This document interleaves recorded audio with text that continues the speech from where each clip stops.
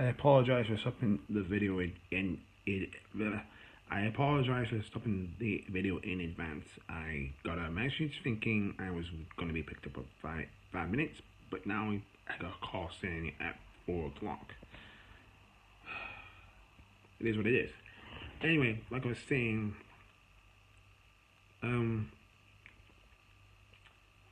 like I said, I ordered the cheeseburger with salad and chips. She ordered the gammon and peas and carrots, and she only ate half it. But I don't know what it is. Every time she eats, anorexic. That's what it is. When she doesn't eat. I just realized the word now. And she said she was too fat and she was trying to make herself really skinny by not eating. But when it came to desserts, she would eat a lot. And she shared her milkshake with me. Then, the night we were out, the staff got a call saying we couldn't go into the lounge when we come back. We had to go straight into bed because of curfew. What bullshit is this? All the times we've been out, we've never had a curfew until now. They didn't say why the curfew was. They just said we had to go straight in to our rooms. We couldn't leave our rooms for anything. We had to go straight in. The way they acted, you would have thought there was a murder on the loose and they were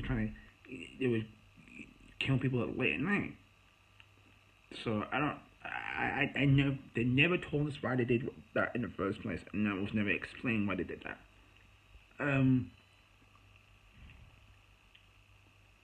So yeah, the first time I really got to talk to her, I was with one of the staff, and we went to the long way up that way. We didn't go down there. We went up that way with the other shoppings. And I was eating chicken and rice, and I got a knock at the door again. And I choked on my chicken and rice, and I told them I was a cold, but I was really choking up on my chicken and rice because I was eating at the time. And I was speeding to finish. And as I was finishing, I could feel a little lump in my throat while I ate the chicken. And I'm in the toilet trying to gag it up, and it wouldn't come up. Only halfway through the walk, when she was talking about the cat that she saw, did I finally throw up in my mouth to make it go down. I actually vomited. I actually threw up in my mouth to the point it went down. I'm fine. I'm good. Let me tell you, when I choke on food, it fucking hurts. Sorry for the language, but it does. It feels like someone's choking me to the point I can't breathe. Anyway, from now on, when I eat chicken and rice now, I have to take my time to eat it because it really hurts going down my throat. Anyway, so after the walk, we came back and we started talking about random things. Now, here's where the story gets really interesting. And I'm not going to tell you what happened. I'm going to tell you quotation marks. She wanted to go downstairs to get her cigarettes, or so she. Okay, let's say if you watch Seinfeld, when the girl calls a guy up for coffee, they're not talking about coffee.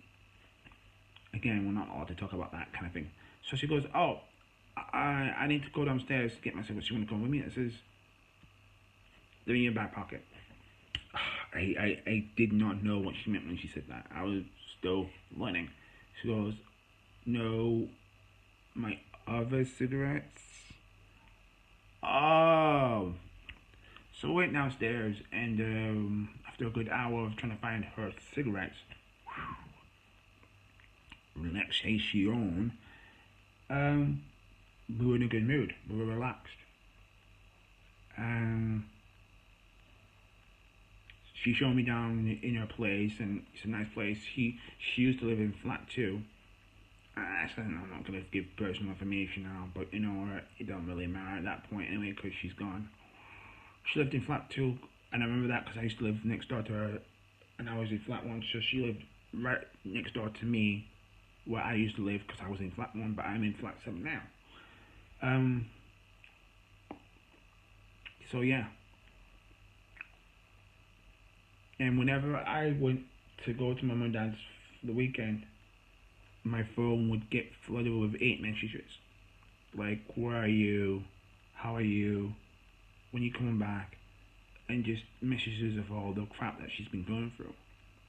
Like, she had a problem with a few people that were here at the time. Again, I'm not going to name names because I'm not allowed to. But it looked like she wasn't fitting in. So when I came back, my dad dropped me off, as always. And I was putting myself away. And I went into the lounge and she gave me a hug and she was upset. Like, literally tears came out of her face. And she goes, without you, I can't be here. I was like, it's fine, just talk to me about it. I'm not going to listen out, I'll talk. After our friendship blossomed, people got in the way. Again, not going to say names, but certain people know who they are that got in the way. So one time, she was doing a puzzle and I was trying to help her because she asked for my help. Which, again, that was the third red flag. When she says help, she doesn't really mean help. It was a weird thing. I don't know what it is. I don't know why girls are like that. Why ask for help if you don't really want it? Anyway, she just finished the puzzle and she was very proud of that she just finished the puzzle. It only took about an hour to finish it.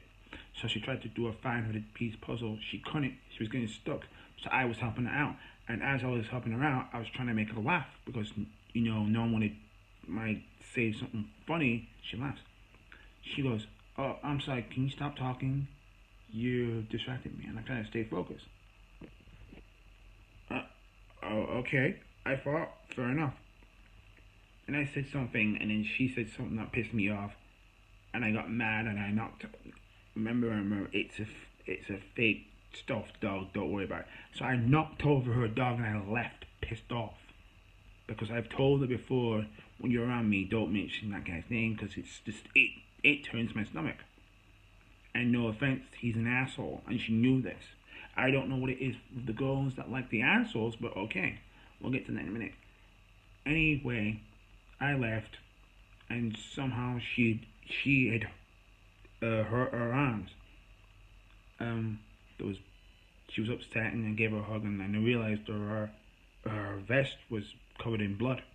She cut her arms. She was one of those girls that like to cut themselves when they, because they like it.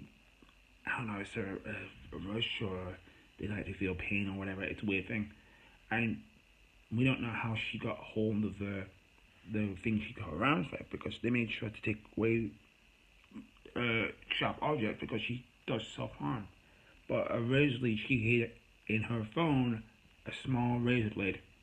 You gotta admit, I was kind of smart for a girl who was like to cut herself. She hid a small razor blade and she cut her arms.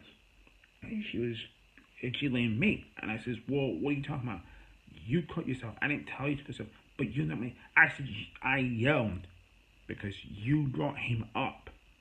And I told you not to bring him up.